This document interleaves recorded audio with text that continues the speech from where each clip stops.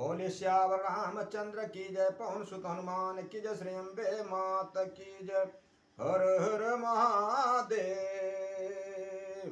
राजा राम राम राम सीता राम राम राम राजा राम राम राम राम सीता राम राम राम राजा राम राम राम सीता राम राजा राम राम राम सीता राम राम राम राम राजा राम राम राम सीता राम सीता राम राम राजा राम राम राम राधे श्याम श्याम श्याम श्याम राधे श्याम श्याम श्याम राजा राम राम राम सीता राम राम राजा राम राम राम सीता राम सीता राम राम राम राजा राम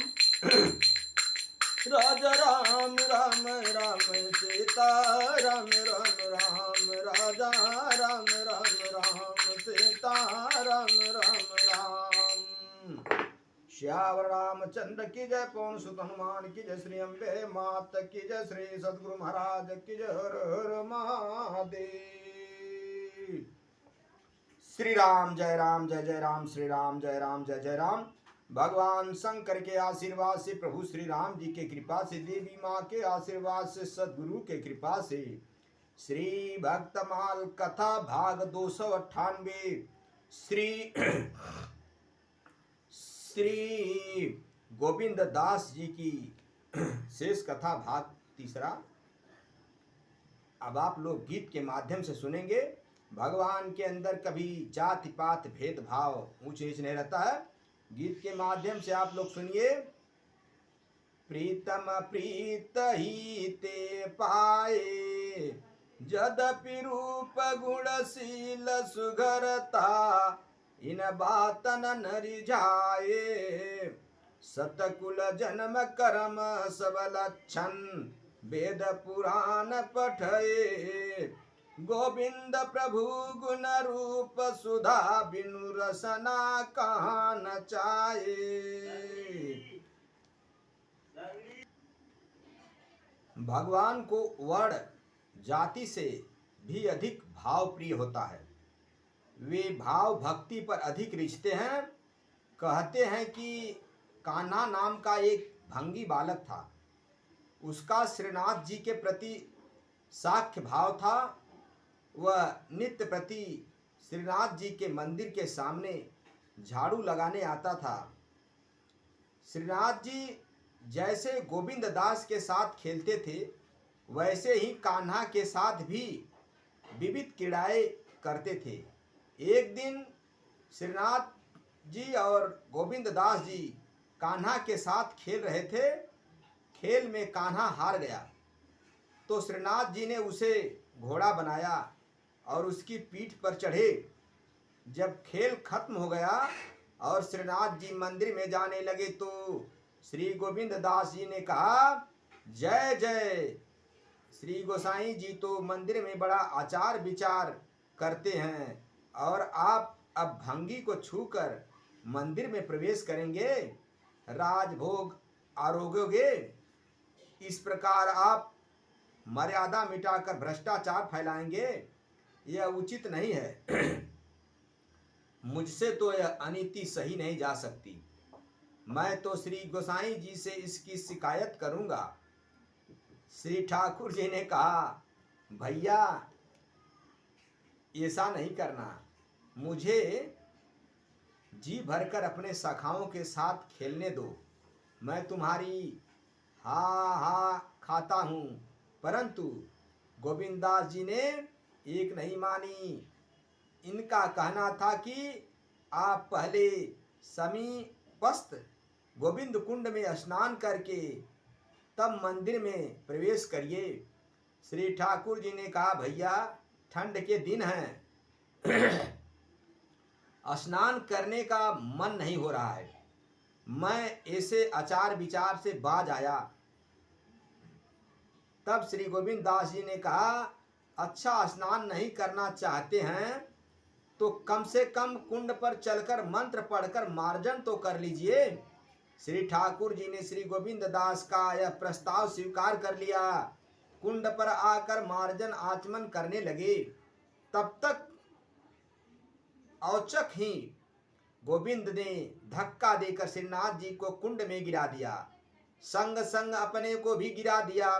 श्रीनाथ जी को तैरने का अभ्यास कुछ कम था, अतः वह कुंड में गोता खाने लगे। तब श्री गोविंद दास जी ने ही बाह पकड़कर उन्हें निकाला भी। तत्पश्चात ताली बजाते हुए गोविंद अपने घर को भाग गए और श्रीनाथ जी भीगे वस्त्र मंदिर में आकर विराजे। तब गोसाई जी सेवा में गए और श्री ठाकुर जी को भीगे वस्त्र पाए तो पूछे, जय जय, यह वस्त्र कैसे भीगे? श्रीनाथ जी ने मुंह विचार कर कहा, गोविंद ने धक्का देकर मुझे कुंड में गिरा दिया था, अतः मेरे सभी वस्त्र भीग गए। श्री गोसाई जी ने तुरंत गोविंद दास जी को बुलाया और बड़ी फटकार लगाई कि कहीं ऐसा खेल खेला जाता है। श्री गोसाई जी ने तुरंत गोविंद दास जी को बुलाया और बड़ी फटकार लगाई कि कहीं ऐसा खेल खेला जाता है जिसमें जान जोखम में उपस्थित हो। रार तकरार बढ़े। श्री गोविंद दास जी ने हंसकर कहा, गोसाई जी, आपके श्री लाल जी ने, श्री ठाकुर जी ने भंगी के बेटे को घोड़ा बनाकर उस पर सवारी की थी। हमने कहा कि स्नान करके मंदिर में चलो, परंतु ये नहीं माने। तब मैं जैसे तैसे इन्हें स्नान कराकर मंदिर में ले आया। यदि मैं ऐसा नहीं करता तो आपका सब आचार विचार समाप्त हो जाता। यह सुनकर गोसाई जी का हृदय भर आया और कहने लगे कि धन्य है गोविंद सखा, जिनके साथ खेले बिना श्री ठाकुर जी का मन ही नहीं मानता। श्री गोस्वामी जी ने श्री गोवर्धन में एक कंदरा के निकट संवत 1642 विसंवत में लीला प्रवेश किया। उन्होंने आजीवन श्री राधा कृष्ण की श्रृंगार लीला के पद गाए, भगवान को अपनी संगीत और काव्य कला से रिझाया। सियावर रामचंद्र की जय। मेरे भाइयों, मेरे मित्रों, ईश्वर सत्य जगत मिथ्या, यहाँ पे एक ज्ञान मिलता है श्री कान्हा जी और श्री गोविंद दास जी से कि भगवान अपने भक्तों के पीछे पीछे चलते हैं, कहीं भी कैसे भी, बस भक्त का प्रेम और भाव होना चाहिए। भगवान सदैव अपने भक्तों की रक्षा करते हैं। भगवान सदैव भक्त के पीछे पीछे चलते हैं। भक्त के भाव बस भगवान बिना मोल के बिक जाते हैं। श्यावर रामचंद्र की जय। राम भज भाई हो, राम भज भाई, राम भज भाई हो, राम भज भाई। जीवन कर लो अपना सार्थक, राम भज भाई हो, राम भज भाई।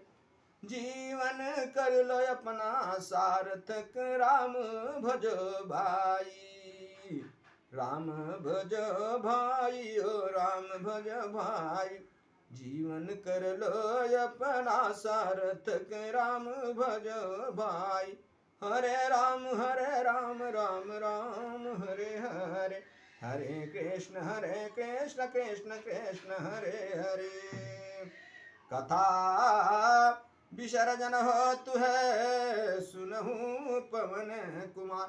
राम लखन सीता सहित, यूं मोह पर करहूं कल्याण। मेरे भाइयों, यहाँ पे गोविंद दास जी की कथा समाप्त होती है। अब अगले भाग में दूसरी कथा रहेगी। अब आप लोग अगले भाग में दूसरी कथा सुनिएगा। ये भगवान के भक्त कवि गण लोग हैं, प्रेमी हैं। आप लोग भी भगवान का भजन कीर्तन करिए, अपने जीवन का कल्याण करिए। श्यावर रामचंद्र शंकर जी उमापति महादेव की जय। हर हर महादेव।